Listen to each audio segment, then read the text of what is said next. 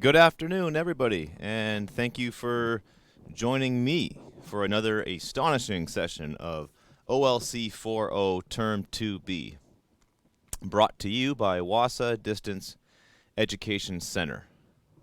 I am your instructor, Mike Laverty, and today's date is Monday, April the 24th, 2023. Today's class marks number 5 of our 35 classes together. So if my math is correct, we'll be 1/7 of the way done our term after today's class is finished. We are working our way through Unit 1, Lesson 1. So I'll put that up on the board. So so working on Unit 1, Lesson 1, and today's class, we'll be looking at assignments 3 and 4 from Unit 1, Lesson 1 of OLC4O. And so that is typically the pattern that we'll do. As I mentioned last week, I will spend a lot more time on the first unit than I will the other 4 because there's a lot of assignments in Unit 1 as opposed to other units in this course.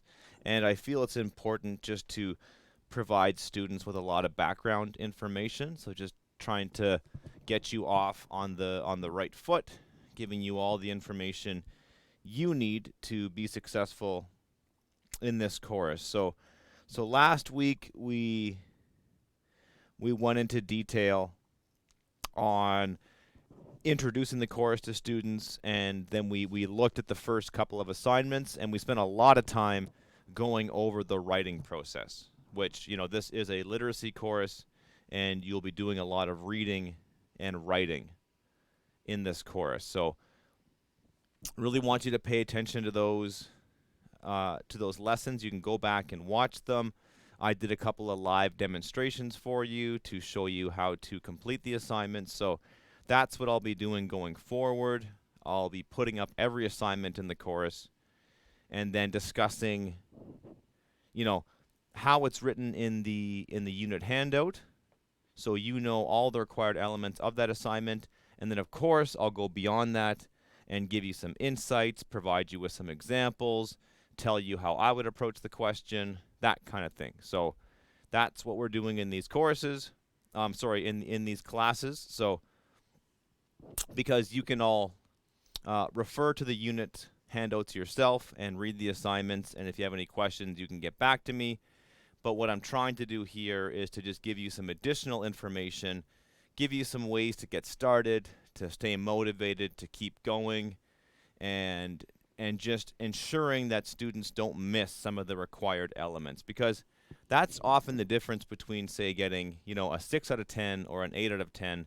Your writing could be great, and you could be expressing yourself very well with, little to no spelling mistakes, and, it reads well, and you answer the question, but you might miss one of the required elements. You might miss that it asked for something specific, and you just simply didn't provide it, right? So it's about checking off all the boxes and about producing the best work that you can.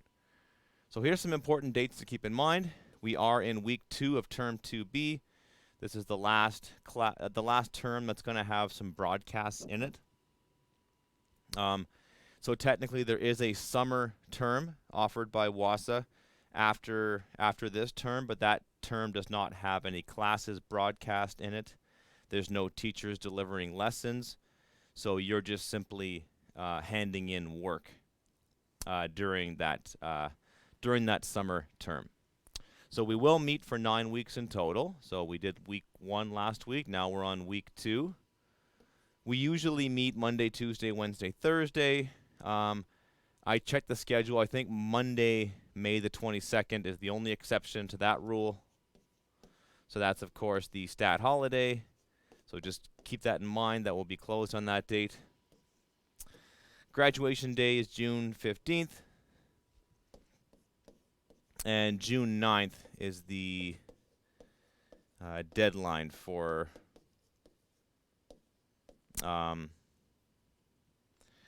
that's your deadline for confirming that you're going to grad, right?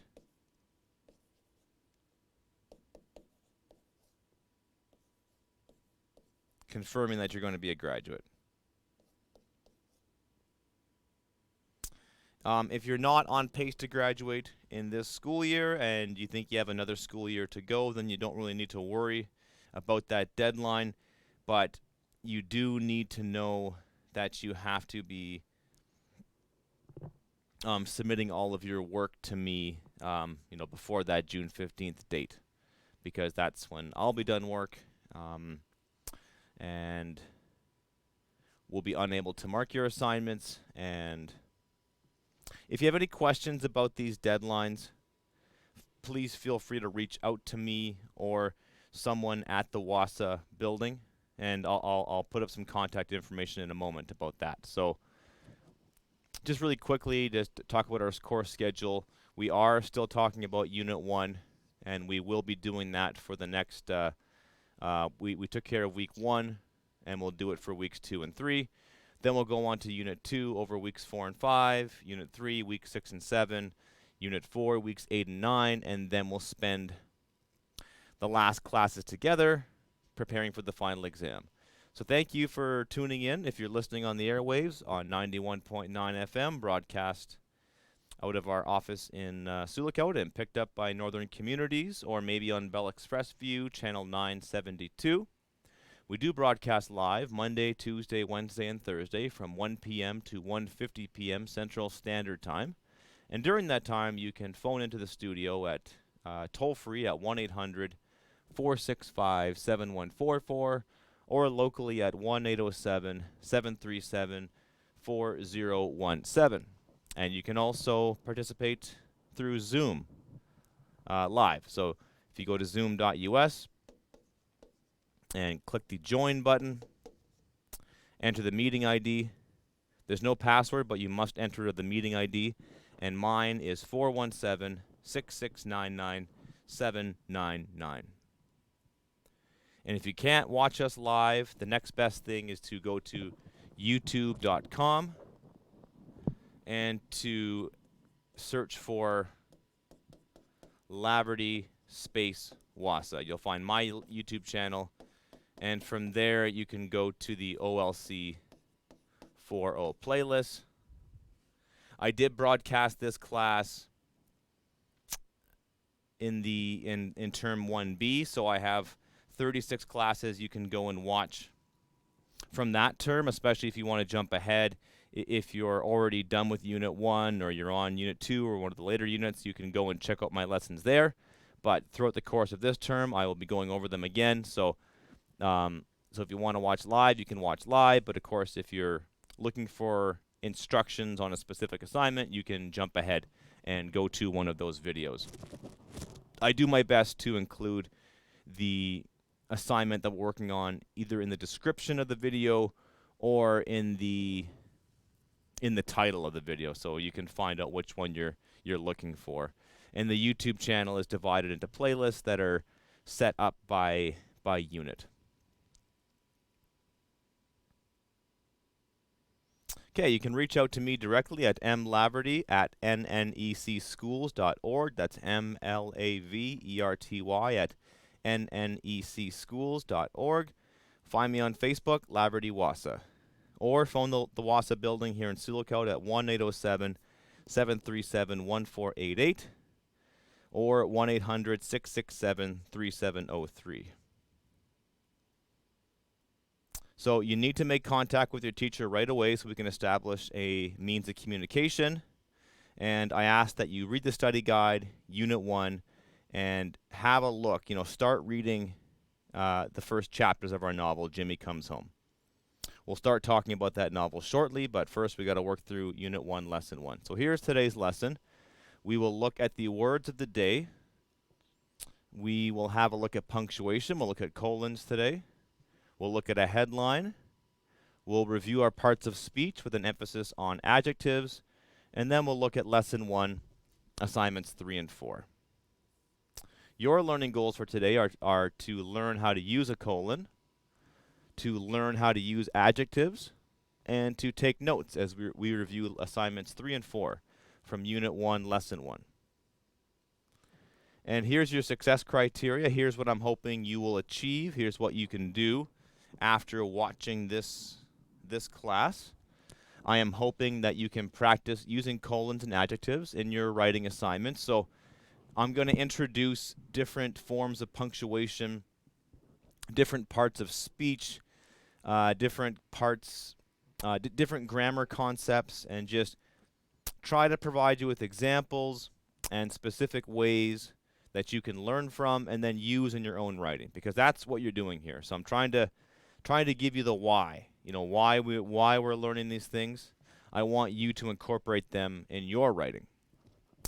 I'm hoping you can practice some self-reflection by writing in a journal or thinking about your life, right? So just simply reflecting on your life, or there are several journal entries in this course. So we're going to talk about the art of self-reflection today, and what it means in terms of being a writer, being someone who communicates, or just someone who is just a fully functioning human, right? Just the benefits of doing that self-reflection.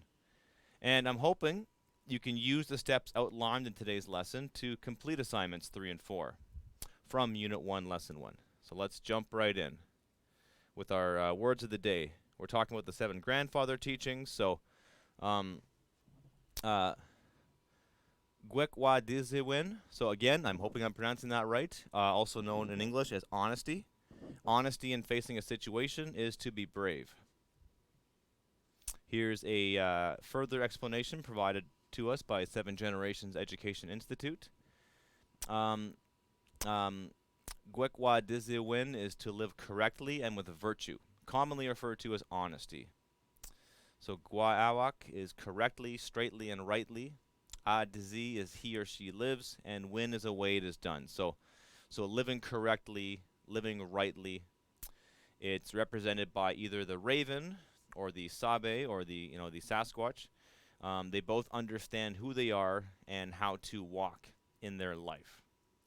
So I'm trying to make this connection between honesty and self-reflection, because assignments 3 and 4 ask you to complete some surveys about who you are as a person and hopefully learn a bit about yourself, and do some self-reflection, get some insights into yourself. And then assignment 5, which we'll cover tomorrow, is based upon those findings and that self-reflection that you do. If we look up honesty in the dictionary, we will see that the word honest is an adjective. So if someone's honest, they are free of deceit, they are truthful and sincere, they are morally correct or virtuous, right? So someone who's virtuous is someone who lives by virtue. And last week I put up the 7 deadly sins and the 7 holy virtues from the Christian or Western perspective, right? So it's kind of 7 ways to live well. So a virtue is kind of like very similar to the 7 grandfather teachings. It's something you aspire to. It's like a model. To be honest, if something is honest, it's fairly earned, especially through hard work. Got a quote up here by James E. Faust, who says, "Honesty is more than not lying. It is truth-telling, truth-speaking, truth-living, and truth-loving."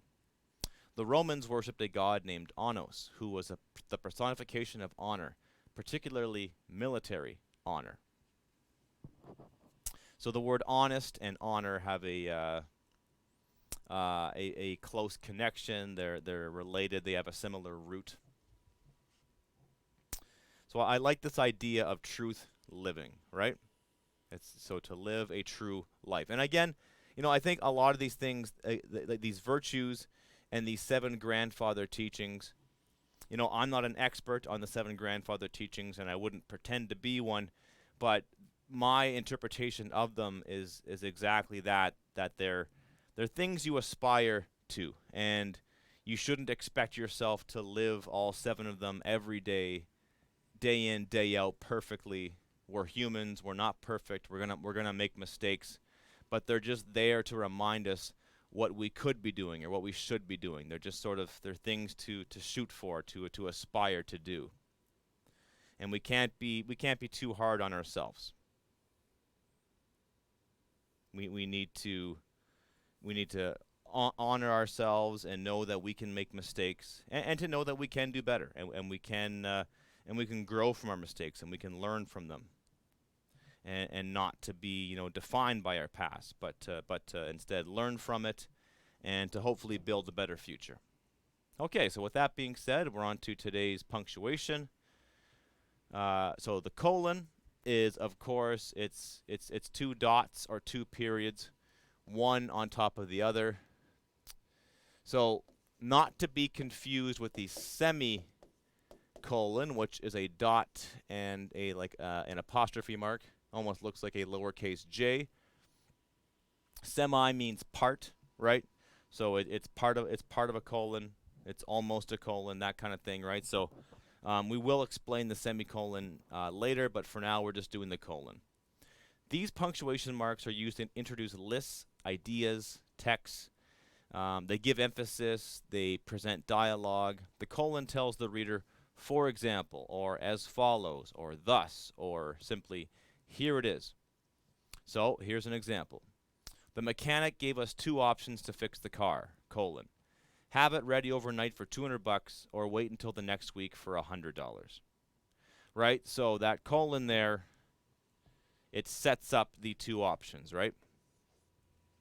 The director walked on the stage and made an announcement. Then you get the colon, and the announcement is, we only have 2 days before the show and we are not ready. So it sets up a quote, or it sets up, or it provides further explanation. So that's really what it's used for, right? You set something up. There's an expectation by the reader. So if I hear the director walks on stage and made an announcement, and I see a colon, I know that what comes next is going to be that announcement.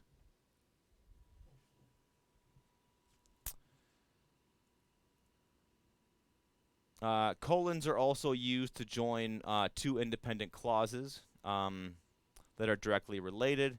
This job is more commonly done by the semicolon, but it can also serve that function. And we're going to get into this in a second, right? So I don't want to scare you with all this grammar talk, but I'm going to do my best to break it down for you. And we will break down what a clause is, what a subject is, predicates. So that's going to come soon. A dolphin is not a fish, colon. It is a warm-blooded mammal, right? You could also say a dolphin is not a fish, semicolon. It is a warm-blooded mammal. A dolphin is not a fish, period. It is a warm-blooded mammal, right? So just many ways you can write a sentence. You could choose a colon, a semicolon, a period. And that's a really important point to make for students. There's times when you can make decisions as a writer, and it comes to your own interpretation, your own style, whatever you think is most important in that situation. But first you have to learn how they function, how the punctuation marks work, and then you can pick the one that you think is best. I saw many underwater mammals on my vacation, colon, and they are dolphins, sea lions, and walruses. Many people mistake dolphins for fish, semicolon. However, they are warm-blooded mammals. So it's good to see how they're used. It's good to see how they're commonly misused. So probably the most common is misuse of the colon is when the colon separates a noun from its verb, or a verb from its object, a subject from its predicate. So again, that may not make any sense to you, but we'll be going through that in detail as the course progresses. So hopefully this example makes sense. So incorrect would be, when I graduate, I want to go to, colon, Rome, Israel, and Egypt. So that sentence would be better written if we just cut out that colon and just simply said it. Or we could say, after I graduate, I hope to visit 3 places. Then you put the colon and you get Rome, Israel, and Egypt. Spelled Israel wrong.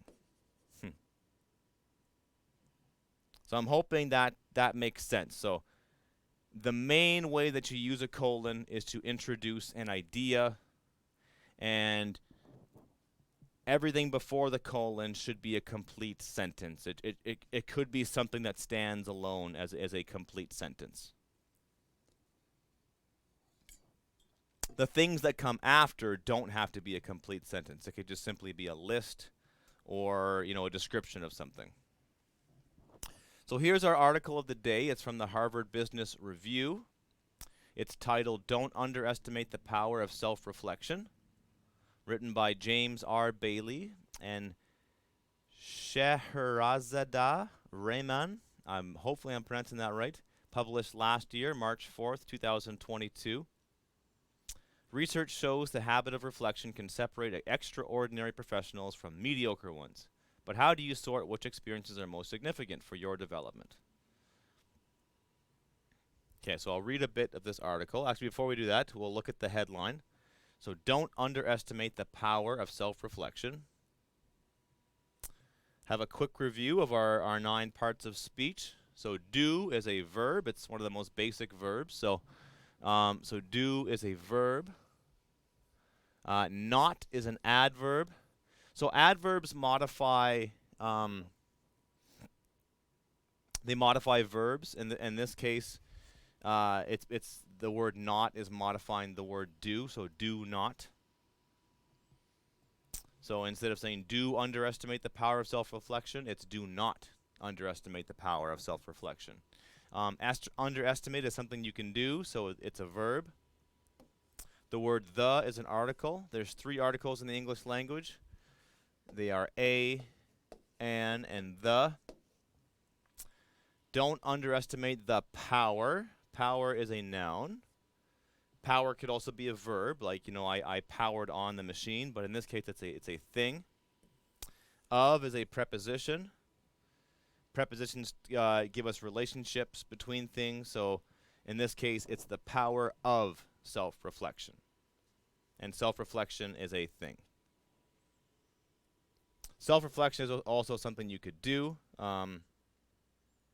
Like I self-reflected yesterday, right? But in this case, self-reflection is an idea. I'm just seeing how much time has gone by, and I think I might save our discussion of. Well, no, let's keep going. It's up on the board. Let's keep moving ahead. So, adjectives are words that modify or describe a noun or a pronoun. They come in a couple of varieties. There's comparative adjectives. So these are bigger, stronger, faster. My car is faster than yours, so it's comparative. It's making a comparison. They're superlative adjectives, so biggest, strongest, fastest. Your dog is the biggest one, right? So it's either the biggest of something or the smallest of something. It's an extreme, right? There's nowhere else to go. It's like, it's the largest ocean in the world. It's the smallest dog in the kennel. Or demonstrative adjectives. This, that, those. So this phone is better than that one, right? So it modifies the word phone. So this phone, that phone, your phone, my phone, right? It gives you more information about a noun. Okay.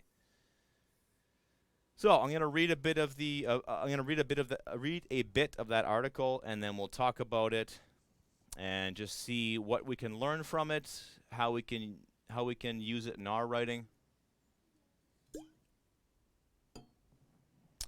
Empathy, communication, adaptability, emotional intelligence, compassion. So, they're just simply starting off with a list of words. So empathy is, of course, sympathy is usually like, feeling sorry for someone or just having emotions for someone. Being empathetic is trying to understand how they're feeling and like trying to feel it yourself. Like you're experiencing what they're experiencing on some level.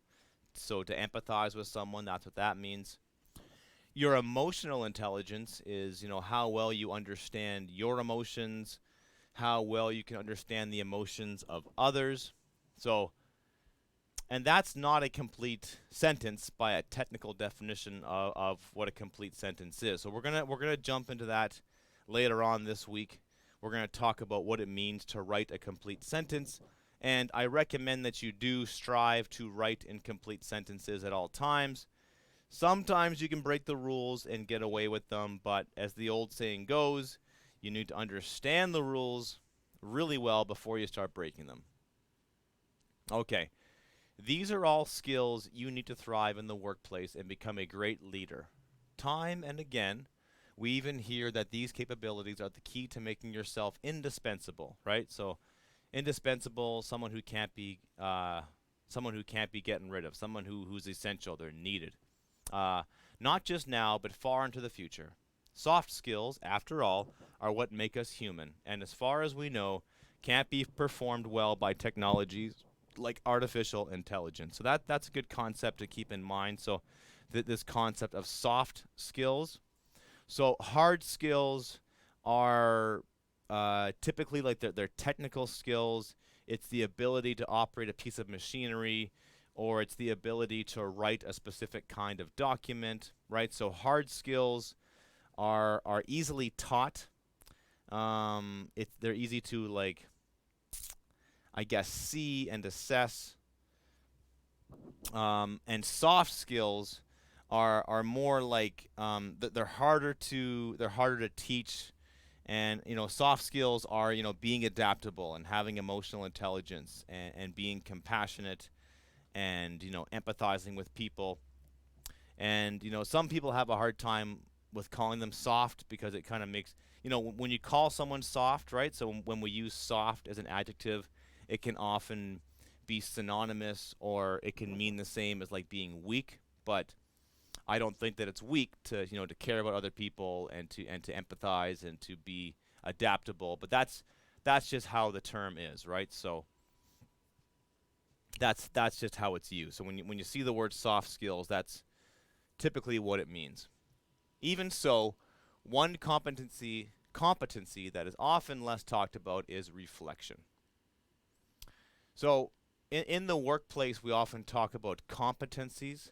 So to be competent means you can do something. And when you have a job, your employer is going to assess your competencies, right? So your ability to do many different things, right? And so one of those is reflection. Research shows the habit of reflection can separate extraordinary professionals from mediocre ones. We would go so far as to argue that it's the foundation that all other soft skills grow from.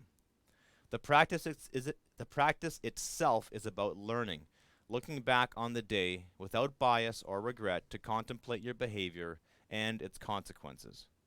It requires sitting with yourself, taking an honest moment, there's that word of the day, right? An honest moment to think about what transpired or what happened, what worked, what didn't, what can be done and what can't. Reflection requires courage. That was our word of the day on Thursday. It's thoughtful and deliberate. Being at the, quote, top of your game only comes when you extract from your past how to engage the future. So it's thoughtful and it's deliberate. So when something is deliberate, it means that you've put a lot of thought into it. It has, you have a clear purpose in mind for when you do it. So I think that's something that needs to sort of be unpacked here, is that I think people do this all the time. We're constantly thinking about ourselves and things that we've done. And, I myself personally can speak to often being like really harsh on myself, and being really critical of myself, and looking back on things that I've done or said and wanting to change them, and like, why did I do that? And just, what was I thinking? But what they're talking about here is reflection with a purpose. And it's looking back on your life and trying to reflect on what you've done, either that day or last week or last month or 10 years ago, and trying to learn from it, and trying to change what you do in the future. To get its full benefits, you must make reflection a habit. But it's not simple. Generic questions like, what am I grateful for today? What did I learn? What could I have done better? Are often too general to be helpful. So, what should you reflect upon? At least 1,000 things happen during the course of the week. How do you sort which experiences are most significant for your development? Simply put, which of the myriad of things that flew across your face are worthy of scrutiny? There's two good words. So myriad, myriad just means, like a great diversity, a myriad of selections, a myriad of choices to buy. And scrutiny, right? When we scrutinize something, we look at it really specifically, and we get down to specific details, and we pick something to scrutinize, right? So you'll have to read the rest of the article, and that article is available for free online. So if you just Google the title of that article, Don't Underestimate the Power of Self-Reflection by the Harvard Business Review, this article will come up, and they give some tips on how to do it. And they give 3 tips. So they say, number 1, keep a journal. Number 2, set aside an hour each week to review your notes. And number 3, don't just reread your journal. Try to take action upon it, right? So it's not just simply keeping the journal. It's about keeping it, trying to do it once a week, going back to it. And when you do go back to it, try to take some action and try to see something that you can learn from it, right? So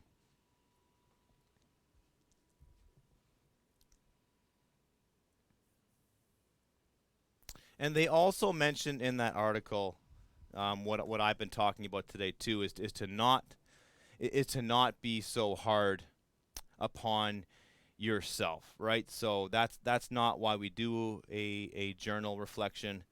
And as you get into this course, tomorrow we'll talk about assignment 5, which is your first journal entry, and that's your first opportunity to practice some self-reflection. And most of your self-reflection is going to be about this course specifically. It's going to be about you in OLC4O, right? So you may be asked to reflect upon your past, but a lot of the journal entries are just about you and your learning, and reflecting upon what you've learned in the course.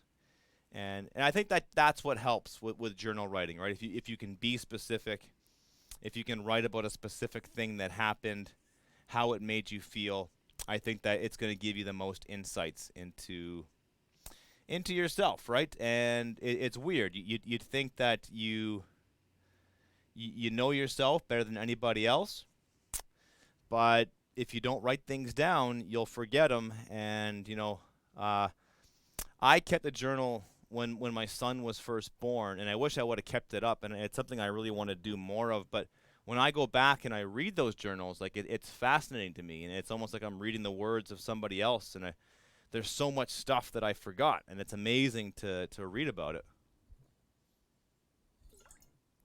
Just want to give a quick mention to one of Canada's most famous authors, Malcolm Gladwell. A few years ago, he published a book called Talking to Strangers, What We Should Know About the People We Don't Know. And so the book is about understanding other people, but some of the most fascinating parts of the book is when he talks about how people don't even know themselves, right? And how we often can be really critical of other people, and we're really good at finding the faults in other people, and sometimes we're not so good at seeing our own faults. And being honest and looking at your life and focusing on your limitations and the places where you need to improve is not fun, right? So I know it's not a very pleasant experience, but learning from it is, right? And learning to be a better person is enjoyable, right? That's something that is enjoyable, and that's something that will give you happiness, and it will make your life better. But it can be uncomfortable to talk about the things that you're not good at. So if you can, and I know a lot of my students do. When I read their assignments, they have a sense of humor about themselves. They don't take themselves too seriously, and they say like, look, I'm not very good at doing this, but I know I can be better. And you know, if it helps, I would, reflect upon the things that are working in your life, and reflect upon the things that aren't working. We often talk about, I'm not sure if you're familiar with the concept of the compliment sandwich, but this is like when you're talking to someone, and I often like to use this when I'm in a real classroom and I have students evaluate their own work. Sorry, they evaluate the work of somebody else. This is known as peer editing. And if someone produces a piece of writing and they give it to you, it's like the compliment sandwich is compliment, tell them something that is working, tell them something that's not working, and then tell them one more good thing, right? It can be really hard to hear a bunch of negative criticism about your own work and things that you put a lot of work into. So, and I try to do that as a teacher. So, I hope that I do that with your writing, where I try to identify ways that you can be better as writers, but I also try to identify places where you've done a good job, and you have written a nice sentence, or you've made a nice connection, and I'll do my best to check those off. And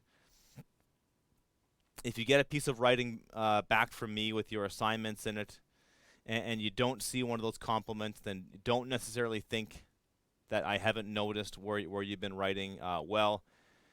Just know that you learn from your mistakes, and you learn from and this is what the writing process is really all about, right? You have to reflect upon your previous writing and then find ways that you can make it even stronger. And that's the phrasing I use with a lot of my students, right? I'm trying to make you an even better writer. You've already got some skills. Let's try to build upon them. All right, so let's have a look at this assignment. So assignment 3 from Unit 1, Lesson 1 is called My Communication Skills. And what you're doing here is you're completing the skills survey by circling a number in each line. So I want to make that clear. So you have to circle a number in every line. Be honest with your responses. This survey is to help you succeed. And thirdly, and maybe most importantly, there are no wrong answers here. So don't just simply go through it and just circle random numbers. Just read each line, give an honest answer, and then learn from it. When it comes to assignment 5, which I already mentioned, we're gonna do tomorrow. Writing assignment 5 is going to be much easier if you complete this assignment honestly, and you take an honest assessment. You can learn from this survey, and you can write about what you learned for assignment 5. So this is how it appears on the page. So it's not the entire survey, but it's just the first couple of pages of the survey. So the instructions read, indicate how important you feel each skill is to you at the moment. So right now. So when you complete it. So not how do you feel in general, how do you feel, like how you're going to feel next week, how'd you feel last week. It's tell me how you feel about these things right now. And then you choose or circle or underline or highlight, whatever the case may be, the appropriate number on the right. So you can mark up the unit handout and then take a picture of it, or you can type it out yourself, which is going to be a lot of work. So yeah, most students just take a picture of it and send that to me through Facebook Messenger or share it through email. So that's kind of what I would recommend that you do, is just snap a quick photo of it. So the heading is oral communication skills. So that, of course, means speaking and listening. You have following instructions, listening skills, conversational skills, giving feedback. So I would think about it in the context of, like, are you working right now? Are you only being a student? Like, what's the most important thing for you right now? So I would look at this like as a student, as an employee. Um, I know some of my students have told me that they're band council members, right? So as a leader, or as a mother, as a father, as a grandfather, as a grandmother. So I would try to think about them in terms of like some aspect of your life. So following instructions. And so if I was going to do this, and remember, number 1 is very important to you, and number 5 is not important at all to you, right? So following instructions, to me, I'm going to put a 4. It's not that important to me. My listening skills, I'm going to put a 1, because I'm having conversations with students and I want to listen to them and understand them. My conversational skills, I'll put as a 3. Giving feedback, number 1, right? So myself as a teacher, giving feedback is hugely important to me. Those skills are very important to me. I want to make sure that I am an effective communicator, and I want to make sure that I'm giving my students feedback that makes sense and speaks to where they are and helps them improve and guides them. Communicating with the public. So again, I'm doing a live radio broadcast right now that's being publicly broadcast, and I communicate publicly. So that's a number 1 for me. Conflict resolution skills. I'm going to put that one in the middle. It's not that it's not important to me, but it's not very important to me. My negotiation skills, again, I'm not doing a lot of negotiating right now, but I'm not going to put it as a 4 or a 5. My interview skills, I'll put that as a 4. I am not interviewing anybody. I'm not interviewing people for jobs. I'm not a manager. I'm not an administrator. And I've actually thought about the possibility of like having a guest speaker in my class and interviewing that guest speaker and having them answer some questions. But until that becomes a reality, or that becomes something I pursue as a teacher, it's not going to be high on my list, right? And then we'll talk about this tomorrow, but when you write assignment 5, you might want to pay attention to the things that you've circled as very important, right? So which ones did you circle as very important? Those are ones you could probably talk about. All right, so Unit 1, Lesson 1, Assignment 4 is asking you to talk about temperament. And the word temperament is quite similar to your personality, right? So your personality type. There's lots of these online tests you can do, like the Miggs-Breyer, and there's lots of online quizzes you can take to find out what type of person you are, what personality. And yeah, we're trying to find your temperament. So like, what makes you tick as a person, what kind of personality you have.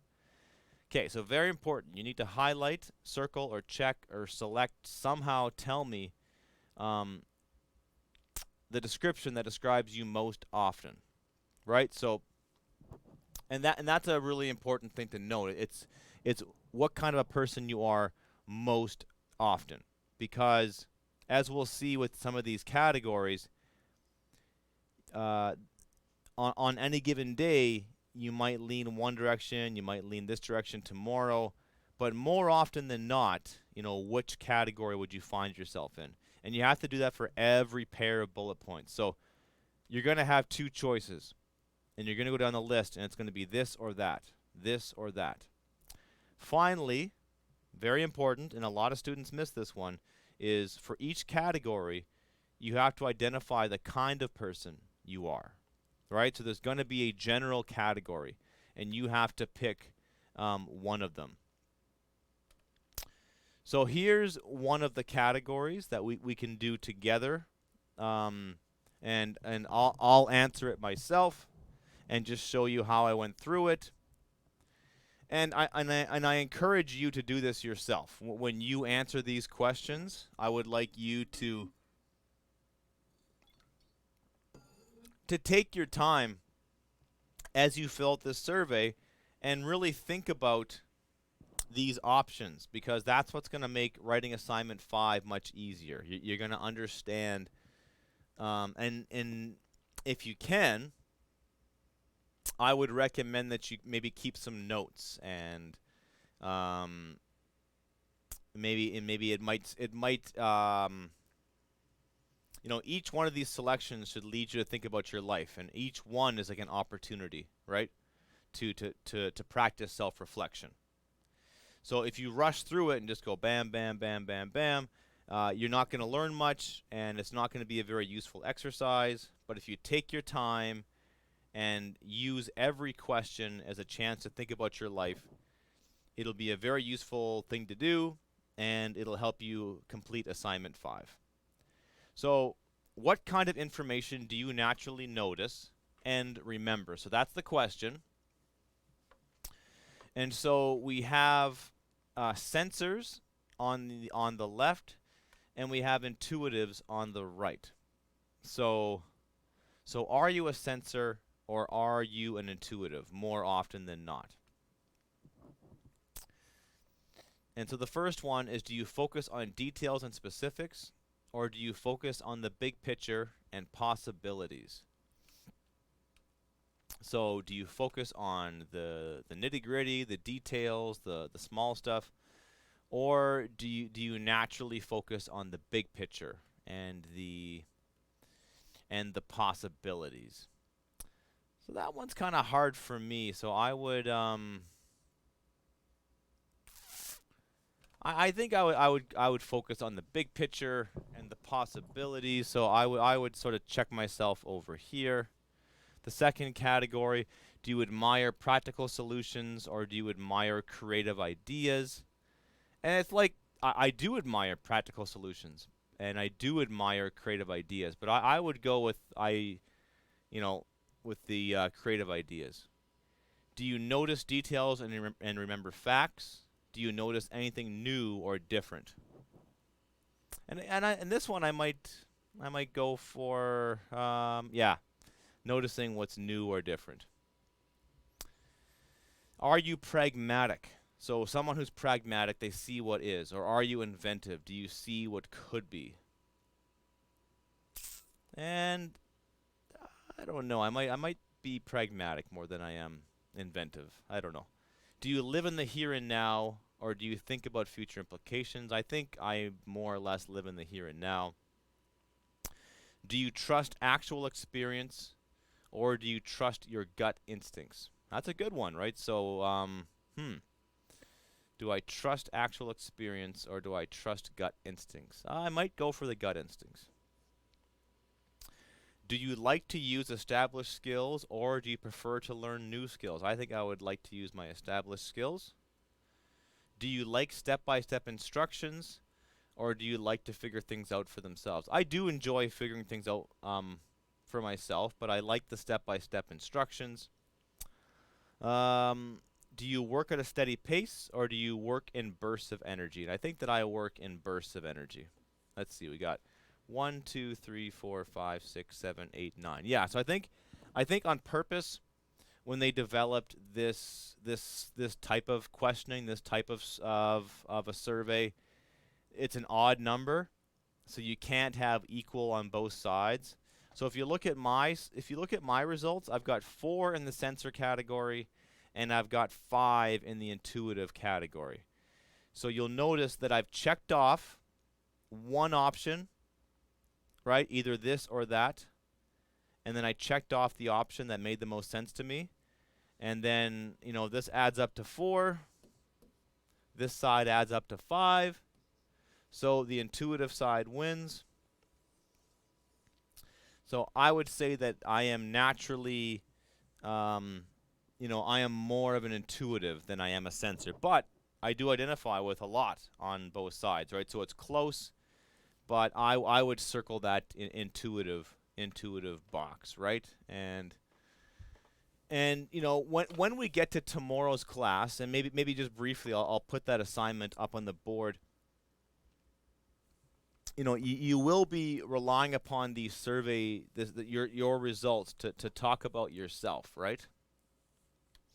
Yeah. So maybe with the last few minutes, we'll just close off with that, right? So tomorrow we're gonna have a look at this writing assignment, assignment 5, and like I mentioned, that's your first journal entry about me,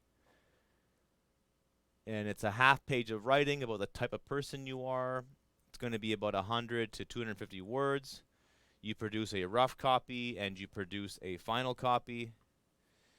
You must include a literacy goal you wish to accomplish. You must include details about what you have learned by taking the surveys.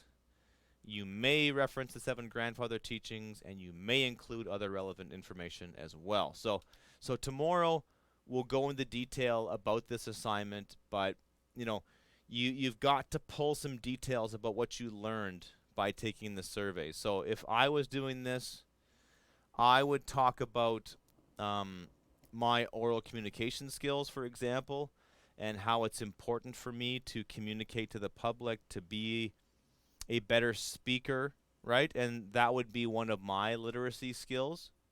Sorry, it would be one of my literacy goals. So my main literacy goal is to become a better public speaker. Someone who doesn't say and ah as much, someone who sounds confident, and maybe I could take the Toastmasters course, or I could attend a Toastmasters event, or I could take an online course in public speaking or something like that, right? So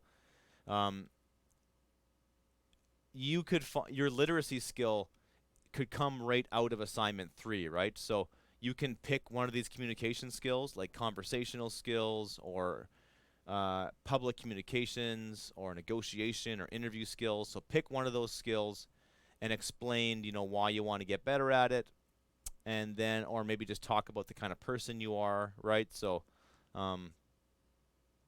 yeah. So that's what that survey is intended to do. So that is, I think that's where we will end things off for today. We'll discuss the writing process tomorrow and do some more writing. So I look forward to doing that.